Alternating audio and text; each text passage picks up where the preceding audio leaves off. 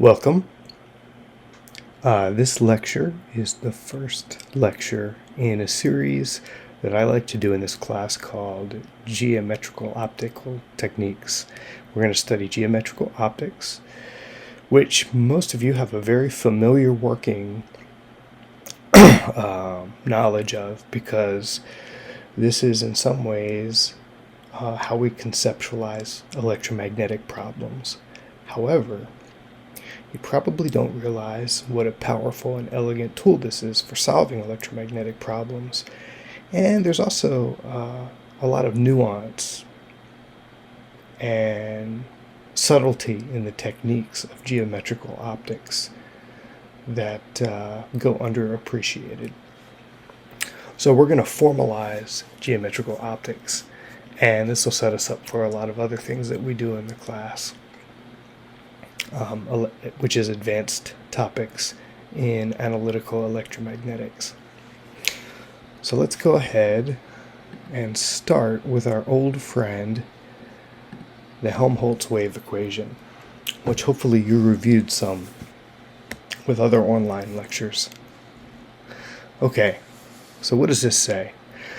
I think when I did the Helmholtz wave equation video, we solved this equation, which is the Laplacian plus k squared, which is your wave number in medium, operating on some scalar quantity. It could be the xyz component of h or the xyz component of e. Doesn't matter. All works out the same. So this really system here is 6 scalar wave equations that are separable. And that's why we call this the scalar wave equation, even though we've got vectors in it. Because it just so happens that those vector components are separable. They're not coupled to one another. You can solve them as independent equations. They do ultimately relate to one another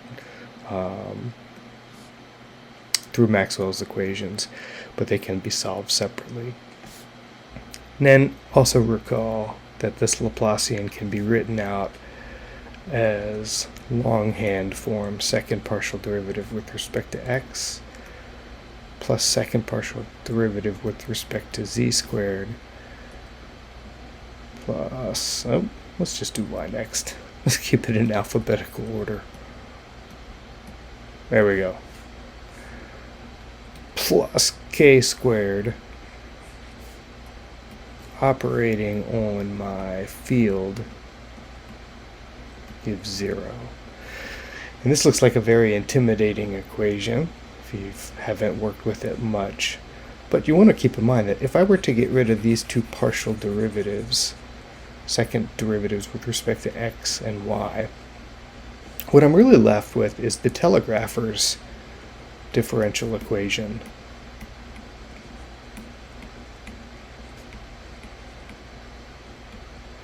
And that basically says that second partial derivative with respect to z plus this constant squared operating on a field equals to 0.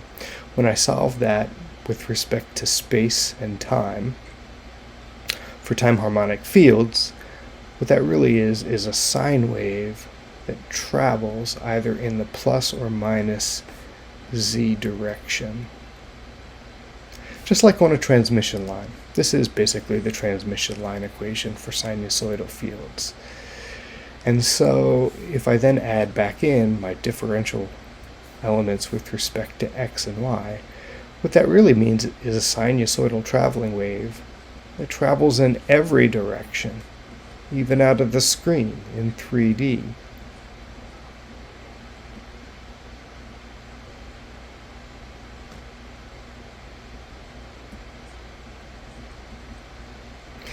So that's a nice way to think about things.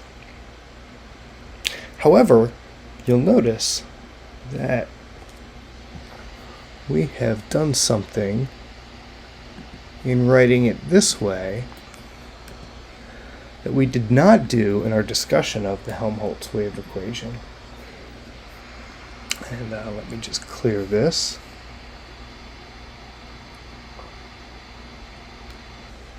There, magically erased. Okay, now you'll notice that this is the starting point for most discussions in geometrical optics, and it's the Helmholtz wave equation again. But you'll notice here that the index of refraction, which of course is the square root of epsilon and mu over the square root of epsilon naught and mu naught, that we allow this in the general discussion to be a function of three-dimensional space. So it's allowed to change in space.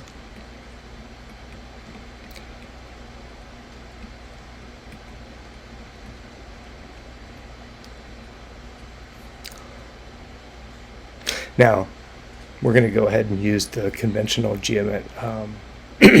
index of refraction terminology that shows up in a lot of texts and papers.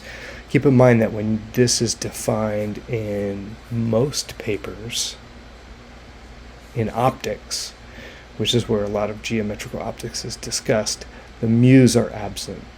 Why is that? Well, it's not meant to be short shrift for the magnetic behavior of a material. However, when you get to genuine optics, up in the terahertz and beyond, magnetic properties fizzle out, and you're almost always dealing with materials that have mu equal to mu naught.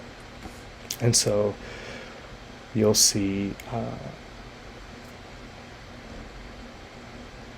the index of refraction often really just described as the square root of epsilon over epsilon naught, or square root of epsilon r epsilon naught over epsilon naught, which of course is just square root of epsilon r, the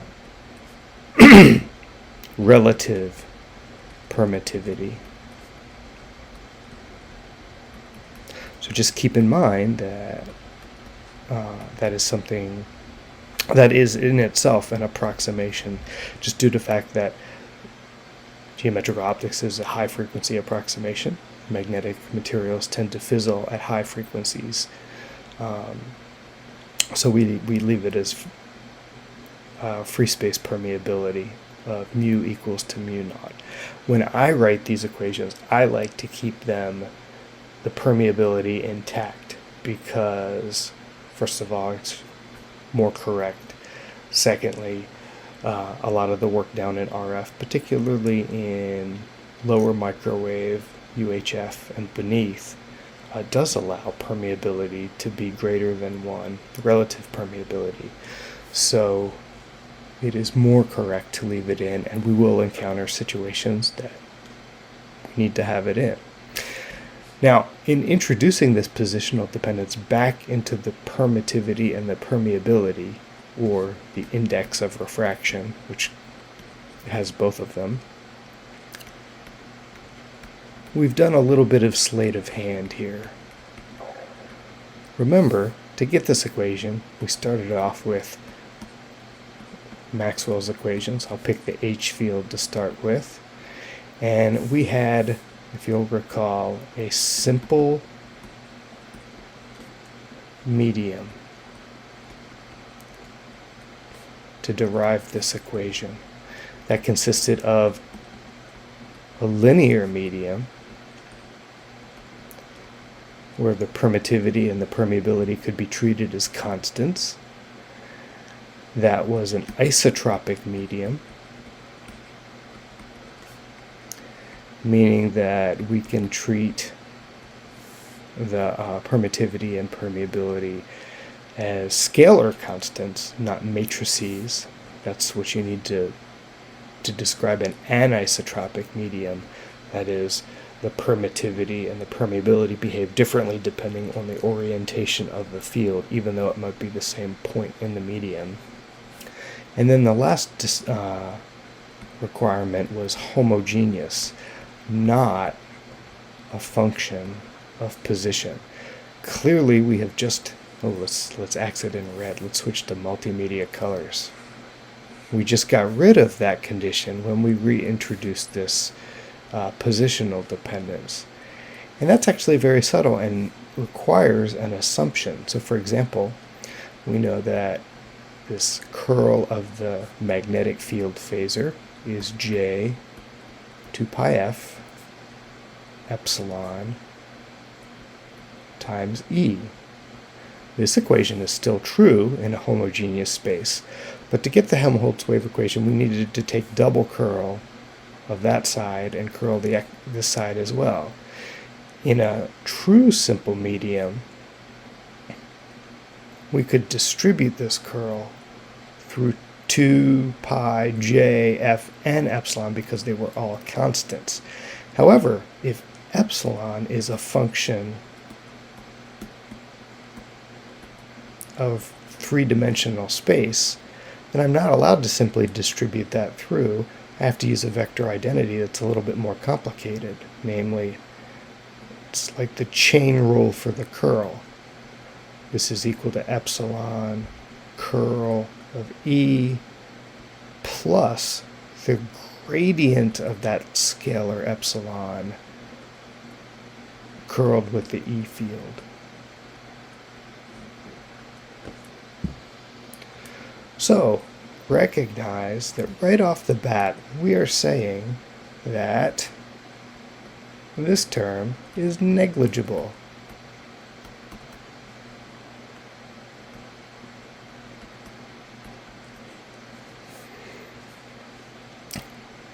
Namely, the gradient of epsilon is small compared to this change over here. And that's usually a pretty good assumption. If epsilon, the magnitude of that change, is smaller than on the order of a wavelength, so you could write this as either 1 pi over lambda or 2 pi over lambda. Normalize it against the value itself. And we have actually have a really nice formula for expressing this condition.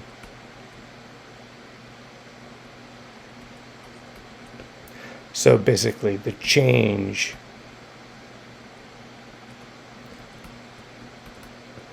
in medium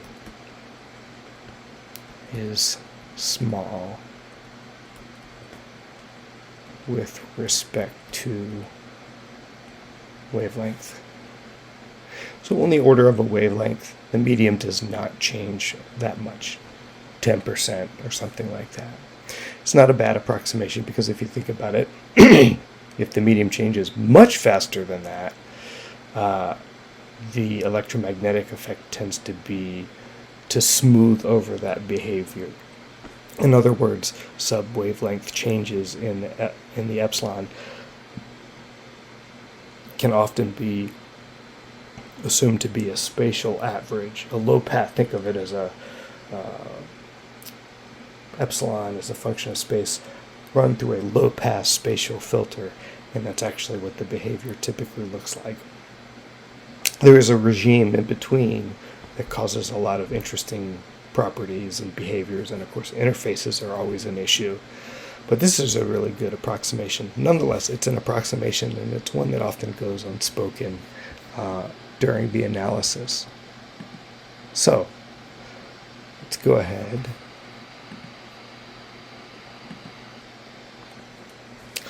Let's take a look at our general solution for this Helmholtz wave equation that now has a little bit of spatial variety added into it, some inhomogeneous material. This is our general solution, and you'll notice that I've written it as a scalar with this little polarization. diamond shape subscript to denote that we're going to pick a scalar and it will be the diamond component. Fill in the blank, whatever you want. Could be X polarization, Y polarization, Z, some linear combination that gives slant, elliptical, right hand, left hand circular polarization, whatever. Whatever polarization you start with, that's going to persist in our general solution. At least that's our assumption in writing it in this format. And hopefully we have a medium that accommodates that assumption. But I've got an amplitude function, which is a scalar, but takes three-dimensional inputs, x, y, and z, which we'll just, in shorthand notation, write as the r vector. R vector. X, stick it on the x unit vector, y, stick it on the y unit vector, z, stick it on the z unit vector. Our shorthand notation for carrying around a point of observation in three-dimensional space. Now look over here. I've got my exp to the minus jk. K0 is free space wave number, of course, in radians per meter, which is 2 pi over lambda naught. And this function here asks, this is another scalar function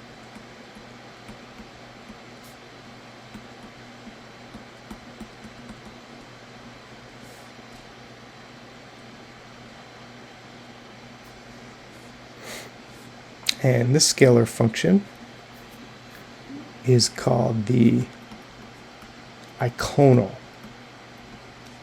It's a good German word, which means likeness or icon, similar language roots. If you think of what an icon is, it's a traditionally it's a flat representation of something that has likeness to something but is not the same thing, an effigy of sorts. And of course we use that word all the time in the modern world to denote a flat graphic that represents an application or a file on a computer. You can also think of it as basically a phase function. The phase function is in many ways the icon of the wave that we're trying to describe in electromagnetics. The wave, of course, is a complicated behavior and interaction of phase and amplitude. But if you just capture the phase, you have a good bit of information and kind of can classify what a wave looks like. Is it a plane wave? Well, then the Eikonal function should be successive planes in three-dimensional space. If you set S equal to a constant, then the set of all r's that solve for that constant trace out a shape. And that shape is usually what we use to describe the wave. So it becomes the icon of the wave.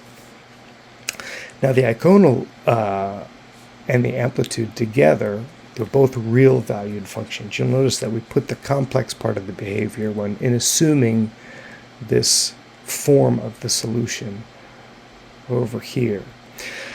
And this gives you a general way to solve for the fields of a wave solution using geometrical optics, because we can represent any complex number in this particular form.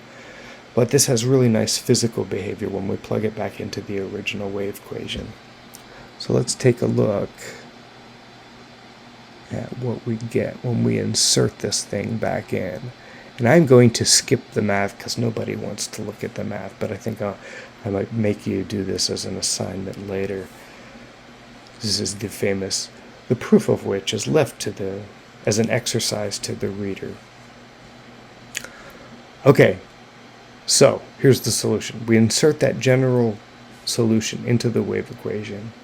You have to distribute the Laplacian, which is a multi-step process, and it gives you a big complicated mess. You group all of the positive terms, and that's in this equation what we have as term 1. And all the j terms are complex terms, and that has to be term 2. And in the wave equation, this entire mess has to be equal to 0. So that means we actually have two equations. Term 1 has to be equal to 0, and term 2 has to be equal to 0. So at the moment, I'm going to spend the rest of the lecture just talking about term 1. If we take this term 1 and rewrite this so that we have E, I'm going to go ahead and take this guy. This whole thing has to be equal to 0. So this term here, I'm going to put on one side, E diamond, K0 squared, my free space wave number, magnitude of the gradient of the Eikonal squared. That must be equal to the Laplacian of the amplitude function, E diamond. Remember, these are all real values, the way that we've set this up, plus K0 squared, n squared,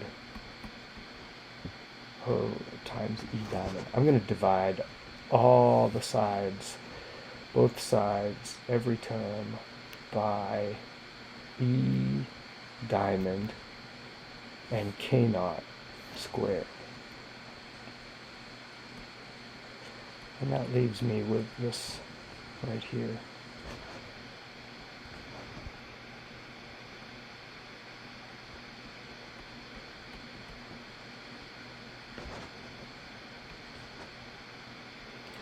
Cannot square cancel on this one, and so does the e's. So all I'm left with is n squared there, and I need an amplitude and a K0 squared over here.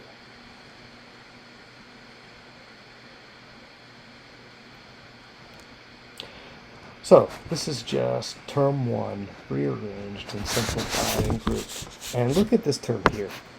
Basically, I have the gradient of my Eikonal magnitude squared is equal to the index of refraction squared plus this complicated term involving the variability of my amplitude function with respect to space.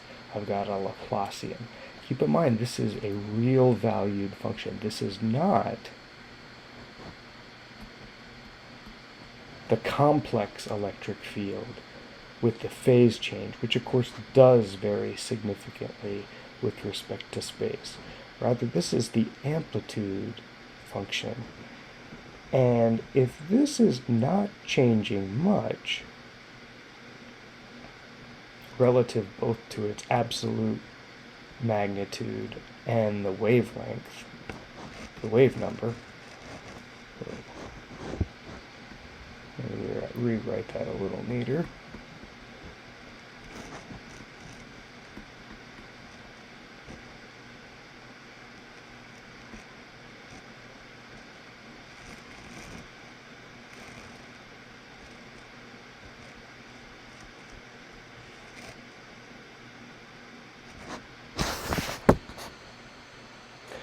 This is much less than the index of refraction, then we can neglect it in the equation. And actually, this is the fundamental approximation of geometrical optics.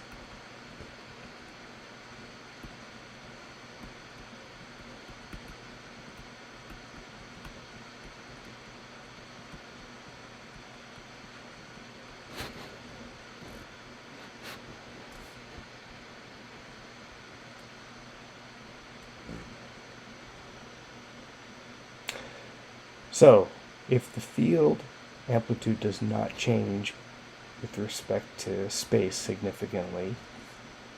Basically, the Laplacian evaluates to a small number relative to its magnitude. So it's a small percentage of change. And also relative to a wavelength. That's actually a very important point to always make. People talk about optics being the high-frequency approximation to Maxwell's equations. It's not actually true. Geometrical optics approximation states that the amplitude must be small. The changes in amplitude must be small with respect to a wavelength. And that's actually the most important thing. It's very easy to and accurate to geometrically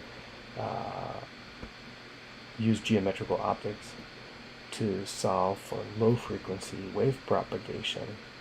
You just have to be mindful of this one particular type of change. It has to be very slowly varying amplitudes with respect to a wavelength. Changes that occur much slower than the index of refraction, which, keep in mind, the way that we define this is a unitless quantity normalized against its permeability and permittivity. So if that's true, then what I'm left with is that the magnitude squared, the gradient of that Eikonal function, is equal to n squared, taking the square root of both sides. I just get that simple thing. And this is the fundamental approximation of geometrical optics. This is called the Eikonal equation, or the ray tracer's equation.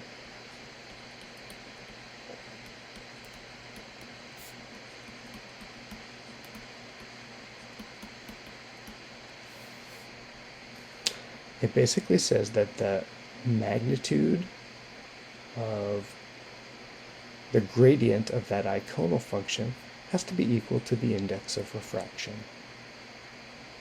And this is the condition that we required for that to happen.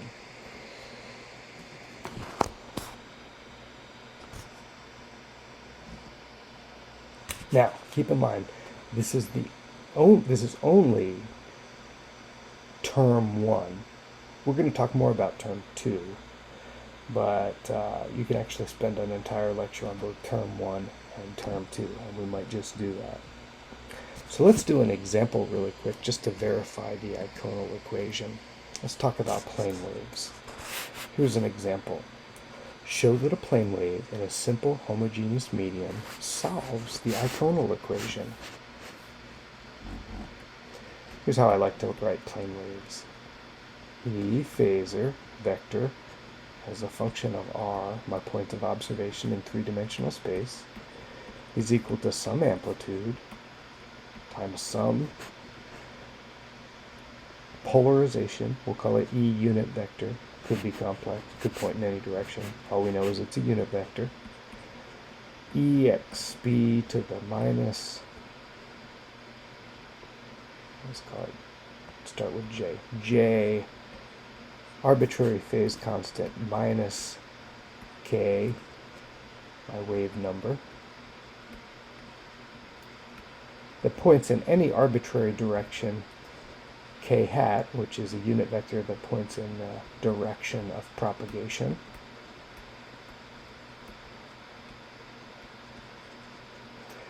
And we dot that into our point of observation r. So any homogeneous plane wave in a medium, which is also homogeneous, solves this equation. This is, you can change the phase, you can change the amplitude, the polarization, the direction of propagation, and you can make it match any Maxwellian uniform. So, what is the Eikonal function in this setup? This term here would be our Eikonal.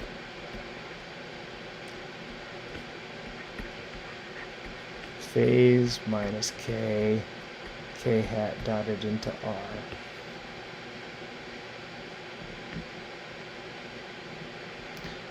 The gradient of my Eikonal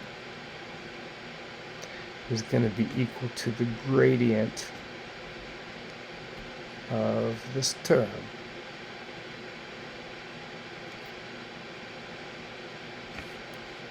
And keep in mind we've defined the Eikonal to be exp minus j. S, or excuse me, k naught s. So we really need to put a minus sign here and a plus sign there. And k naught is our free space wave number by convention in geometrical optics. So what we should do is factor that out.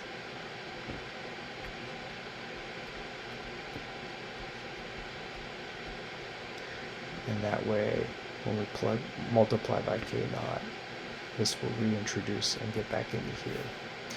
So our Eikonal is really minus phi over k naught plus k hat dotted into r divided by k naught. The gradient of a constant is 0, so I can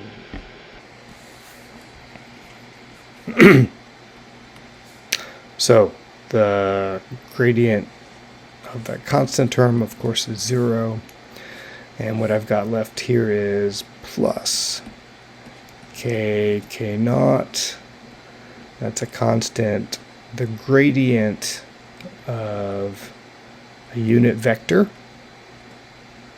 dotted with the point of observation is just really the unit vector, k hat, which means this is equal to k hat, k naught. If I take the magnitude of both sides,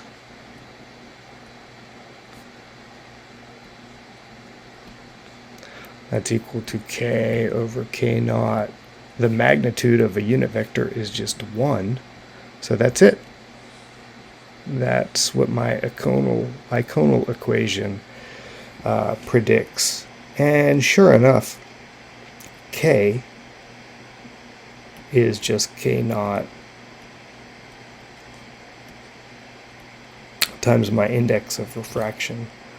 So I see that the gradient of the Eikonal magnitude does indeed equal the index of refraction for a plane wave. And does a plane wave satisfy our geometrical optics condition where the amplitude does not change significantly with respect to a wavelength? It sure does. It does not change at all with respect to on the order of a wavelength. So we go back and double check that, and we find that that condition holds as well. So the next topic that we cover in our rigorous treatment of geometrical optics is the concept of array. And it's really how we solve these Eikonals. We draw rays to represent waves. It actually has a very rigorous mathematical definition, and also has enough information to inform us of what the amplitude is doing as well, which is term 2 of that treatment. So that's what we'll do in the next lecture.